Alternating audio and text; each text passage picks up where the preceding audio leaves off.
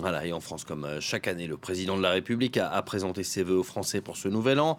À l'issue d'une année 2018 marquée par les mouvements sociaux, Emmanuel Macron était très attendu. Jamais il n'a prononcé les mots gilets jaunes, mais il a clairement évoqué ce mouvement, une colère compréhensible selon lui, mais dont il a dénoncé les excès. Emmanuel Macron a aussi vanté le modèle social français ou encore défendu son action. Résumé, Anan Saïdani. Une colère a éclaté qui venait de loin. Colère contre les injustices, contre le cours d'une mondialisation parfois incompréhensible, colère contre un système administratif devenu trop complexe. Cette colère, c'est celle des Gilets jaunes que le président de la République a pris soin de ne pas citer lors de ses vœux. Il est debout, agite les mains avec un ton plus combatif. Cette allocution contraste avec la dernière prise de parole du président français lorsqu'il répondait alors aux revendications.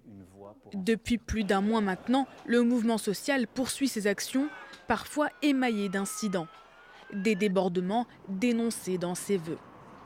Que certains prennent pour prétexte de parler au nom du peuple, et n'étant en fait que les porte-voix d'une foule haineuse, s'en prennent aux élus, aux forces de l'ordre, aux journalistes, aux juifs, aux étrangers, aux homosexuels. C'est tout simplement la négation de la France.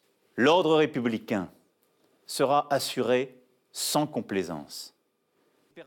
Pas de grandes annonces, sauf celle d'une lettre bientôt adressée aux Français au sujet du grand débat national prochainement mis en place. Une posture qui n'a pas manqué de faire réagir l'opposition. Guillaume Pelletier, vice-président des Républicains, invite le président français à abandonner ce qu'il appelle un ton technocrate. Sur Twitter, Jean-Luc Mélenchon fustige un lunaire donneur de leçons.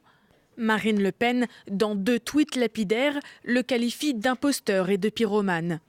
Alors que sa cote de popularité continue de chuter, Emmanuel Macron a écarté tout changement de cap dans les réformes et a appelé à la patience des Français.